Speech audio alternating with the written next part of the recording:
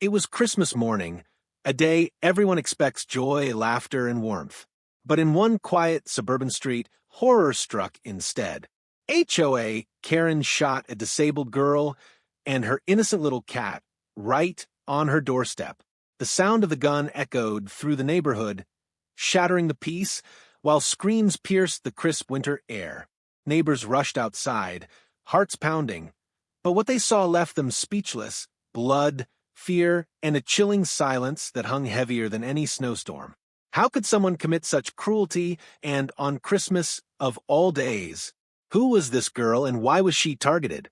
And most shocking of all, what happened next would completely defy everyone's expectations. But before we dive into this shocking story, I want to ask, where are you watching from?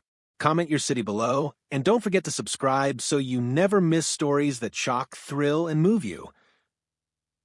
Before we get into the chilling events of that Christmas morning, let me set the scene for you. This story takes place in a quiet suburban neighborhood, one of those places where everyone thinks they know their neighbors, where lawns are perfectly trimmed and festive lights twinkle on every house. But behind the decorations and the cheerful holiday music, dark undercurrents were brewing. At the center of this story is a young girl named Lily, a bright, gentle soul who had faced more challenges than most adults. Lily was disabled, confined to a wheelchair, and yet her spirit was unshakable. Her constant companion was a small, fluffy cat named Milo, who never left her side, bringing comfort and warmth even on the toughest days. Together, they were inseparable, a little team who had survived life's obstacles with courage and love. Then there was Karen, the notorious HOA president. On the surface, she seemed like the picture of suburban civility, always dressed neatly, always policing neighborhood rules. But behind that smile was a controlling, cold, and unpredictable streak that made even grown adults uneasy. Rumors of her anger and extreme behavior circulated quietly among the neighbors, but no one could have predicted how far she would go.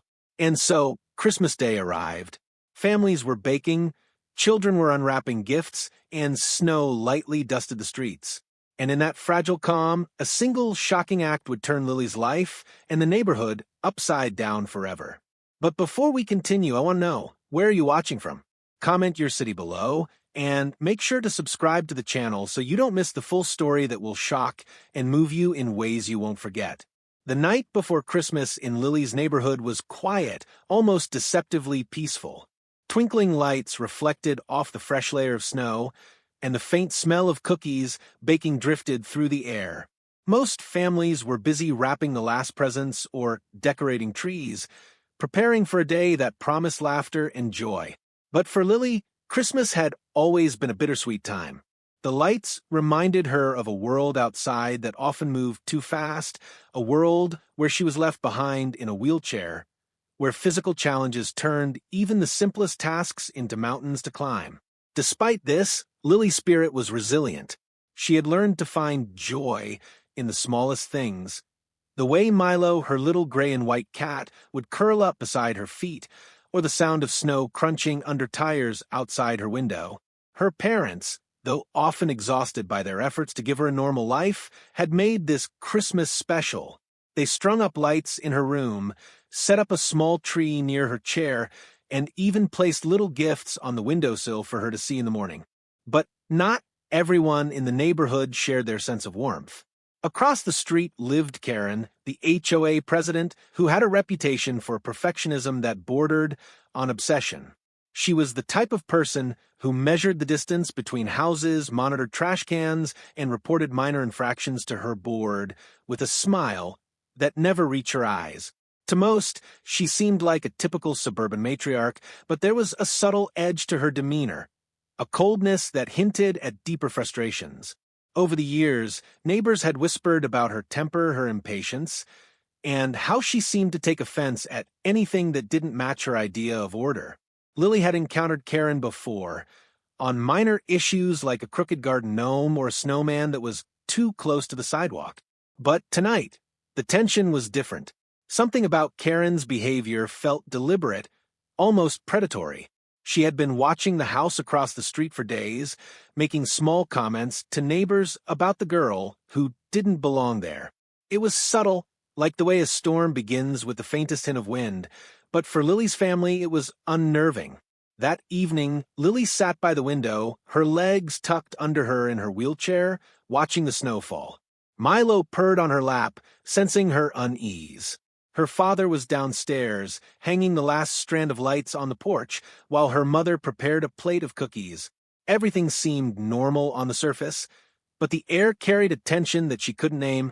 Around 8 p.m., Karen stepped outside, clutching her tablet, presumably to note some violation or check her list of neighborhood offenses. She paused, looked directly at Lily's window, and smiled, a smile that didn't reach her eyes. The gesture was innocent enough to most, but Lily felt a chill crawl down her spine.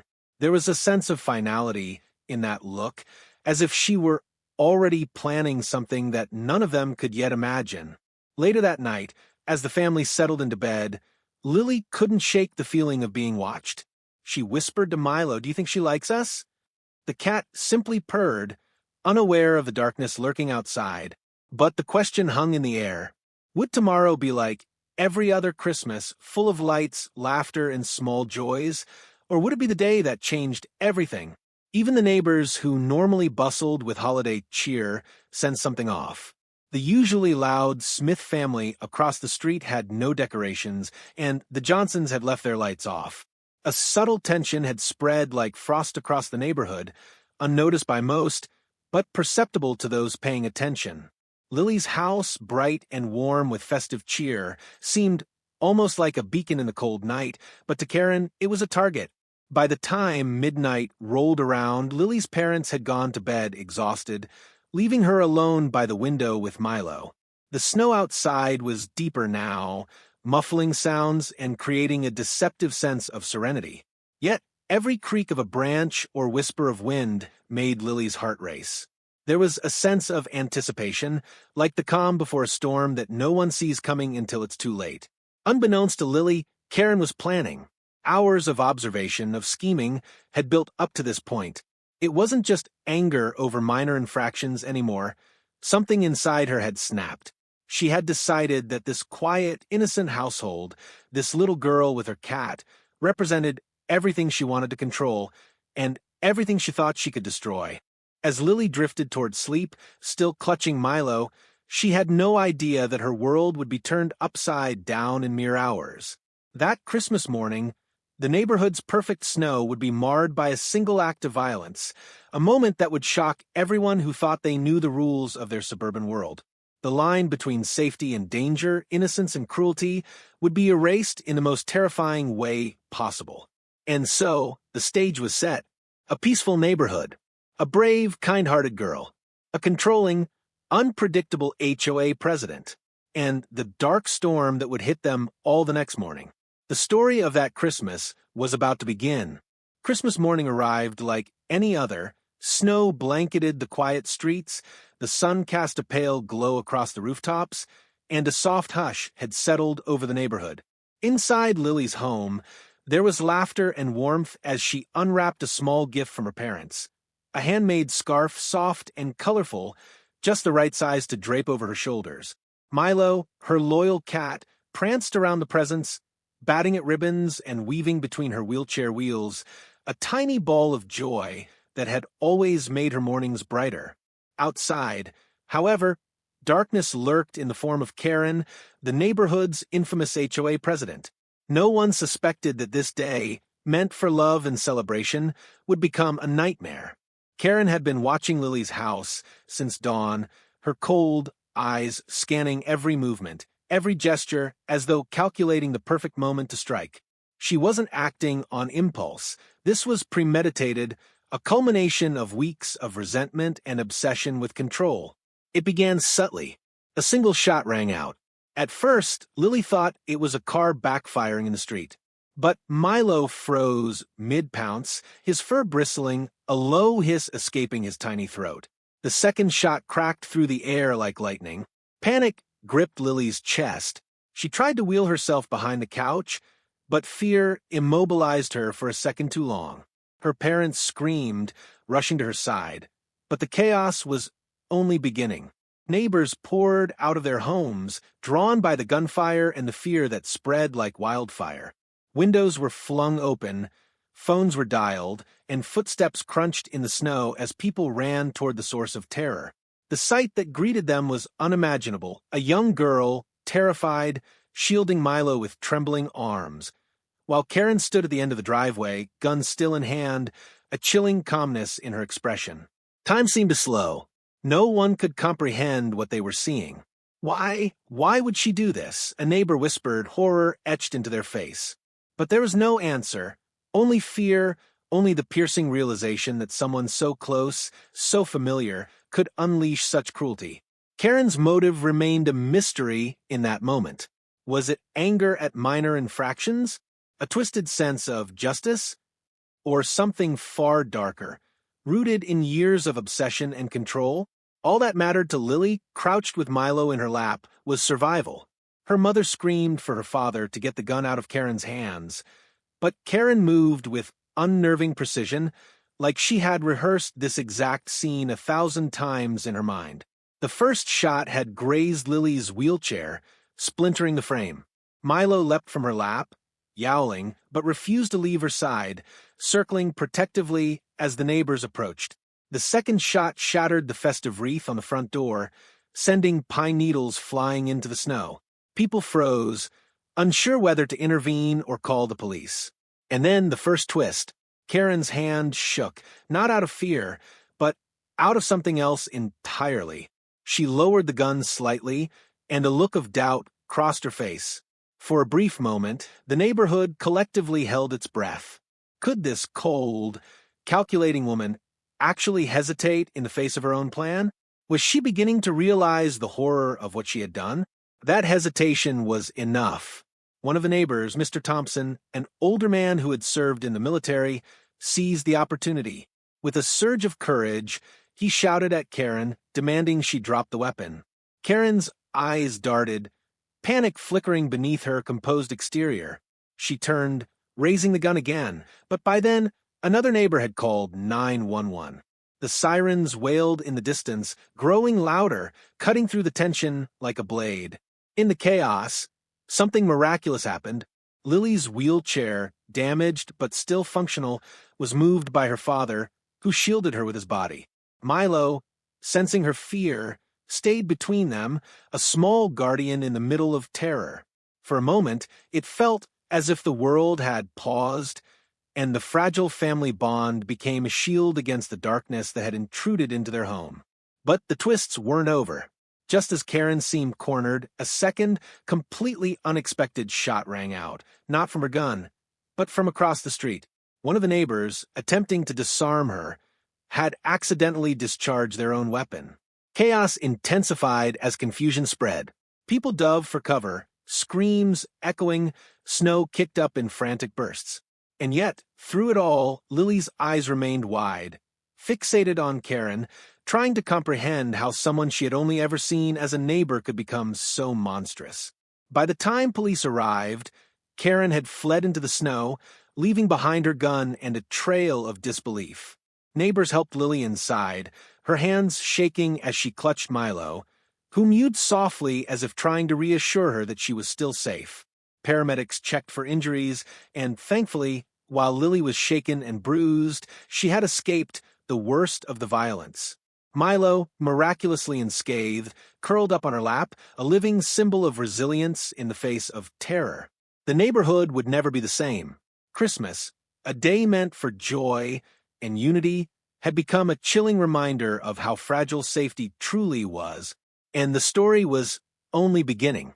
The next twist would emerge in the investigation, secrets about Karen and revelations about the hidden dynamics of the community.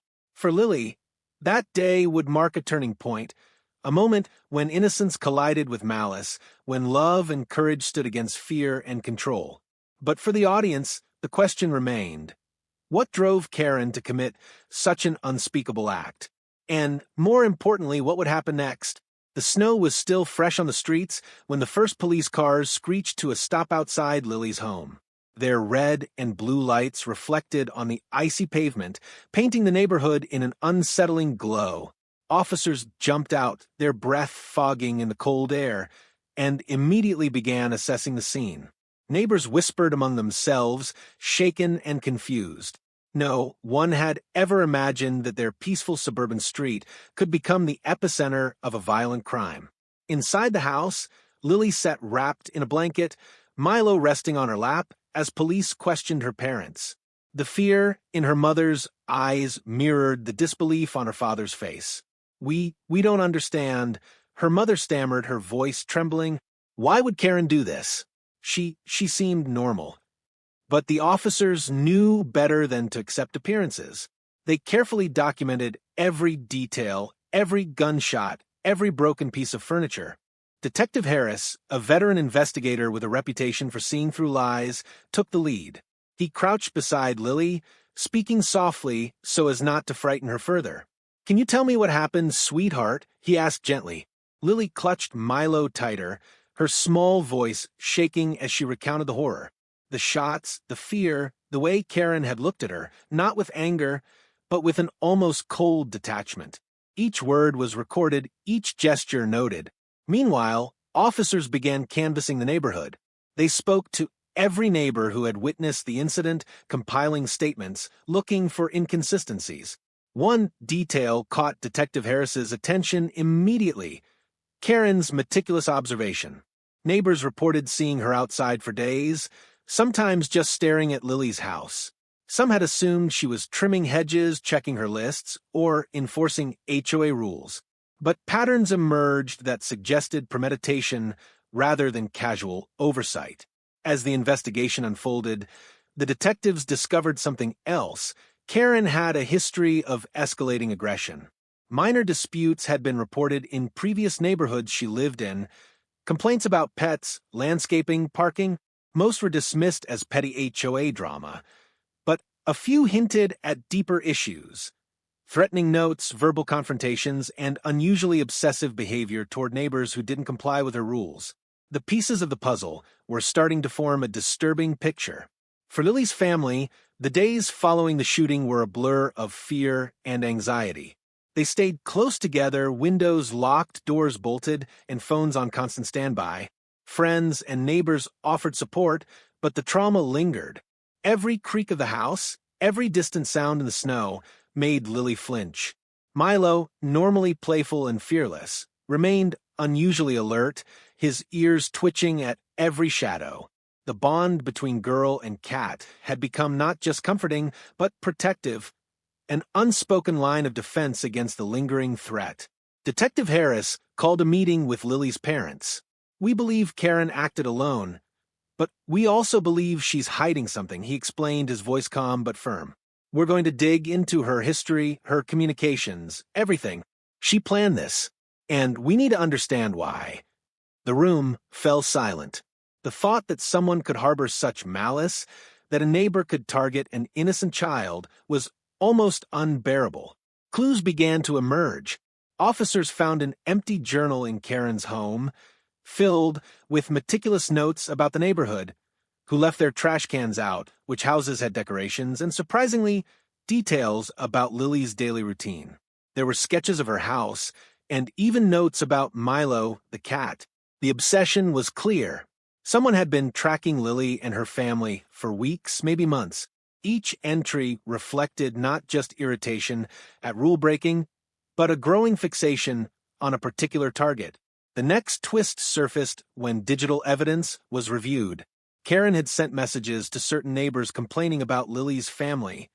Messages that, on the surface, seemed innocuous, but hinted at a deeper resentment. One message read, "Some people don't deserve to live in this neighborhood. They bring chaos where there should be order." Detective Harris's brow furrowed. The words were chilling, and they suggested premeditation far beyond a simple HOA complaint. As the investigation progressed, Karen's personal life was examined. Friends and former neighbors described her as charming when it suited her, but cold, controlling, and vindictive at other times.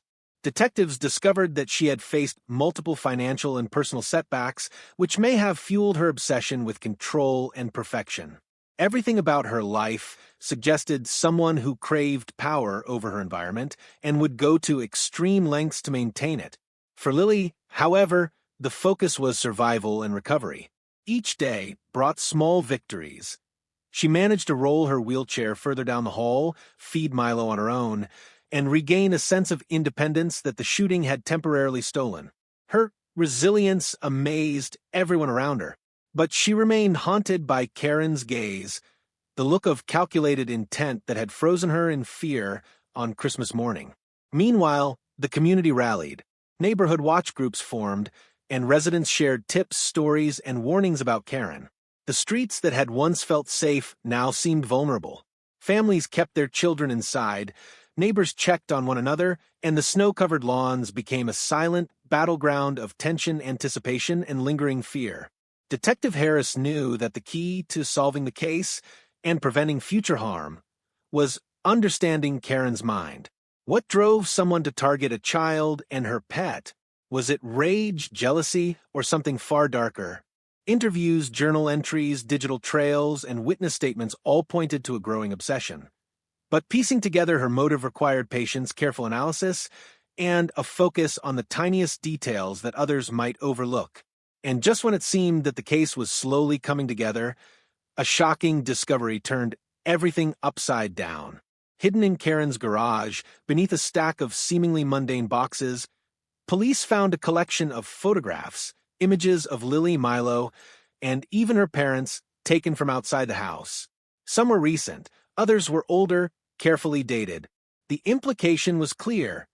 Karen hadn't just acted out of a momentary lapse of judgment. She had been planning this attack for weeks, perhaps months, documenting her targets and preparing meticulously. This revelation sent shockwaves through the investigation. The shooting was no random act of violence. It was the culmination of obsession, planning, and unchecked malice. For Detective Harris and his team, the stakes were higher than ever. They now understood that Karen's mindset was dangerous and that uncovering her motives could reveal even more horrifying truths about her intentions. For Lily and her family, the knowledge was terrifying. Someone had not only tried to harm them, but had also invaded their privacy, turning what should have been a safe home into a hunting ground.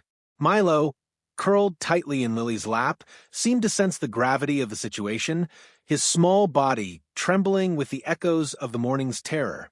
But even in the face of this darkness, hope persisted. The investigation promised answers, accountability, and perhaps justice. And as the days passed, one question lingered in everyone's mind. What would Karen do next? The shooting was only the beginning. The layers of obsession, control, and malevolence had yet to be fully revealed, and the twists that were about to emerge would shock the neighborhood and the world beyond anything they could have imagined. The days following the shooting were a tense mixture of fear, relief, and disbelief. Lily's neighborhood, once a haven of quiet suburban order, had transformed into a web of anxiety and whispered conversations. Every time the snow crunched beneath a car or footsteps echoed down the street, the neighbors flinched, hearts pounding. Parents pulled their children close, doors were bolted, and families walked with caution, as if the very act of breathing might attract danger. But behind closed doors, a more intricate story was beginning to emerge, one that would reveal layers of deception, obsession, and hidden darkness that no one had imagined. Detective Harris, determined to uncover the full truth, continued to dig through Karen's past. What he discovered was alarming. Karen had lived a double life, one meticulously curated to hide a deep-seated obsession with control, power, and surveillance. Karen's journal was only the tip of the iceberg. Hidden in her garage were old notebooks filled with diagrams of every house she had ever lived near, notes about the residents' routines, and even sketches of pets, dogs, cats, and small animals alike. The entries weren't just casual observations. They were detailed, obsessive, almost ritualistic. She documented when people left their homes, when lights flickered on and off, and even what they were wearing. Detective Harris realized with a chill that Karen didn't just notice Lily, she had studied her family, and Milo, as if rehearsing a scenario in her mind that culminated in the Christmas morning attack. The investigation took a shocking turn when police discovered hidden cameras in Karen's home. Some were in the common areas. Others had been moved periodically to watch specific windows across the street, including Lily's. Video footage showed Karen watching Lily and Milo for weeks, taking notes, and occasionally speaking to herself in whispers about how chaotic the family was. The obsession was no longer subtle, it was monstrous. Amid these revelations, a surprising twist emerged. Lily had an unexpected resilience. While the neighborhood recoiled from Karen's actions, Lily refused to be defined by fear. Even after the shooting, she returned to her routines as best she could.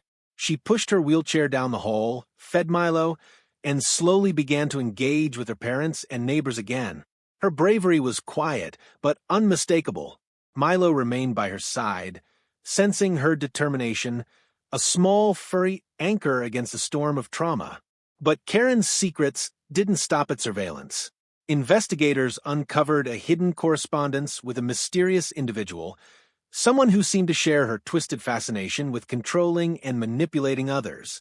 Letters and emails revealed a network of support, encouragement, and validation that emboldened her actions. Karen wasn't just a rogue HOA president, she was part of a darker pattern, someone who thrived on exerting power over those she deemed weaker. Neighbors, too, began revealing details about her past. One elderly woman mentioned a time when Karen had become enraged over a neighbor's holiday decorations, allegedly calling the police and leaving threatening messages. Another neighbor remembered her spreading rumors about a family who had once moved in across town, painting them as troublemakers. The pattern was clear. Karen's behavior escalated from petty annoyances to violent obsession, and the shooting was the terrifying culmination.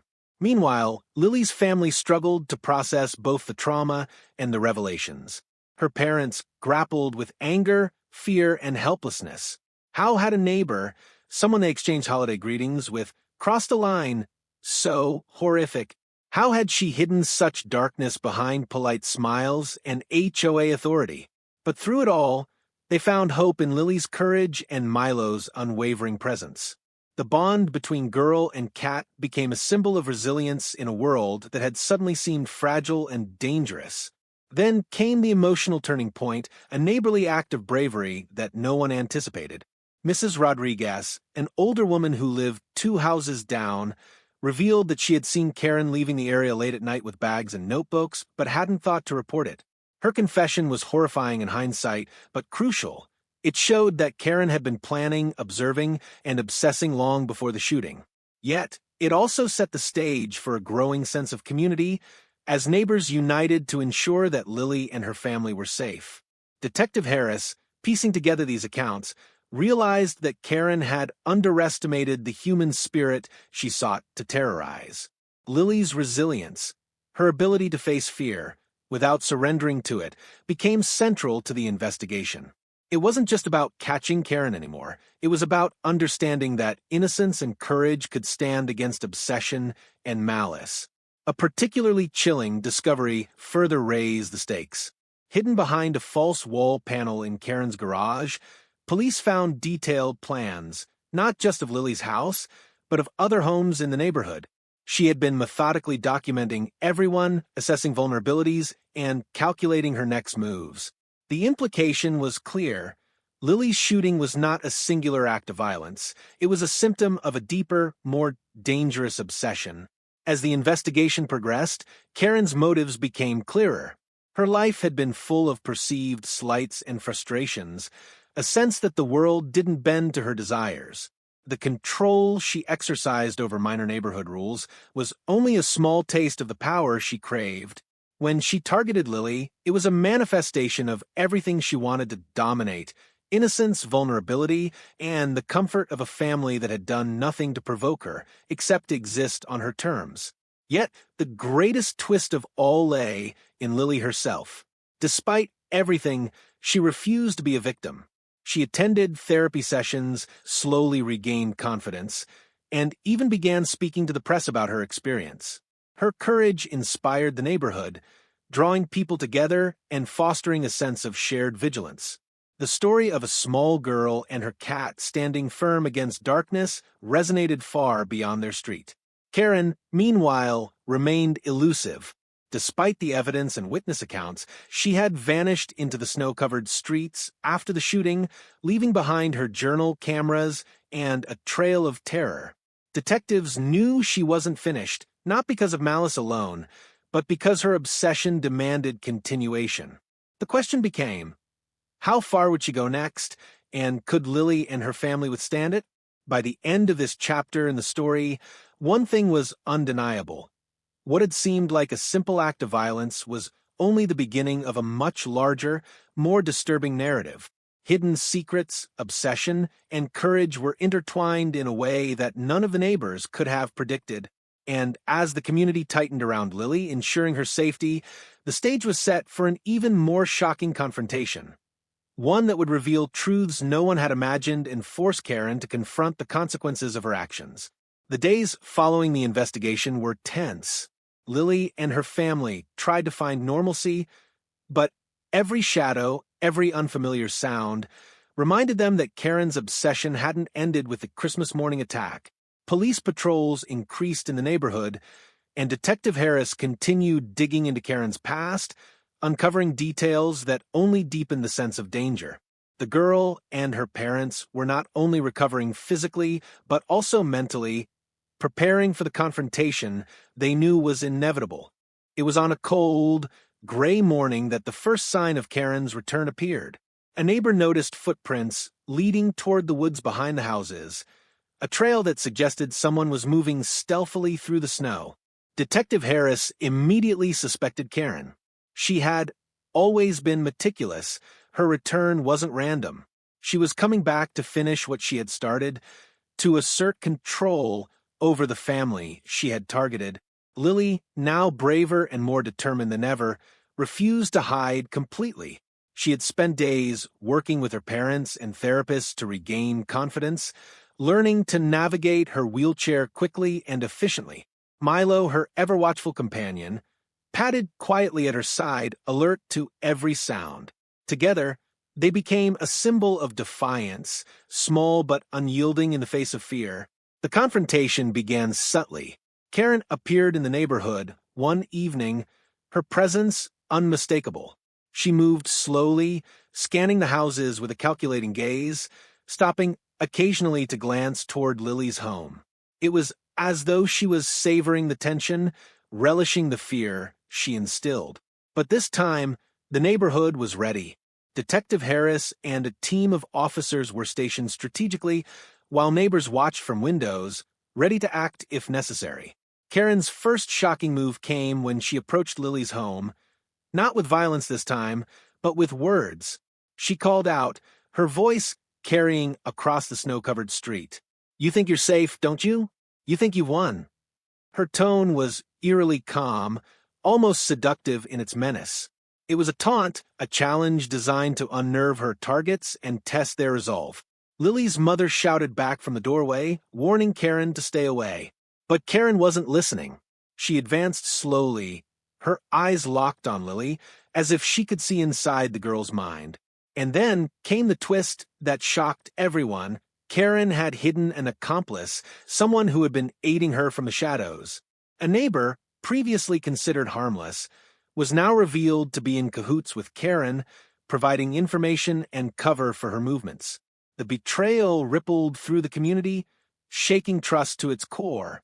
Detective Harris acted quickly. Officers moved to surround Karen and her accomplice, cutting off any escape routes. But Karen, always a step ahead, had one more trick. She attempted to flee through the woods, dragging her partner with her.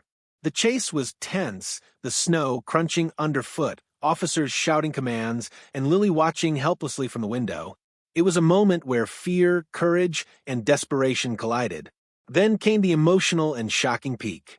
Karen tripped, falling into the snow, and in that instant, everything changed. Lily, seizing the moment of courage that had been building for weeks, wheeled herself outside, Milo trailing close behind. She faced Karen, her small frame trembling but her voice strong. "Stop. "You won't hurt us anymore." The words were simple, yet carried the weight of bravery, resilience, and justice.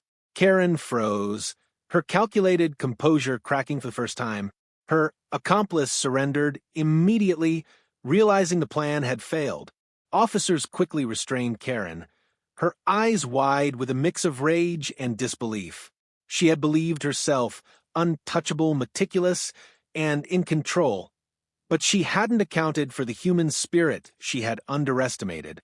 Lily's courage, combined with the solidarity of the neighborhood and the precision of Detective Harris, had turned the tide. As Karen was led away in handcuffs, the neighborhood exhaled collectively. Relief, disbelief, and even a sense of triumph filled the air. For Lily, it was more than just safety restored. It was a victory over fear, reclaiming of power that had been threatened but never truly taken from her. Milo jumped into her lap, purring, as if congratulating her for standing strong when the stakes were highest. Yet, the twists didn't end there. During the processing of Karen's arrest, investigators uncovered another shocking secret. Karen had kept a hidden cache of items from multiple neighborhoods, photographs, notes, and small objects stolen from homes she had observed. It became clear that Lily's shooting had been part of a pattern, a sinister obsession that spanned years and could have escalated far worse if not stopped. The community realized that they had narrowly escaped an ongoing nightmare, and the scope of Karen's obsession left everyone stunned. The emotional impact on Lily and her family was profound. Trauma, fear, and anger intertwined with relief and empowerment. They had survived, and in doing so, they had confronted darkness head-on. The community, once fractured by suspicion and fear, now stood united. Neighbors who had previously only exchanged polite greetings were now allies, protectors, and witnesses to a story that had tested the limits of courage and human resilience. For Detective Harris, the case was a reminder that evil often hides behind ordinary facades and that vigilance, compassion, and courage are essential tools in confronting it.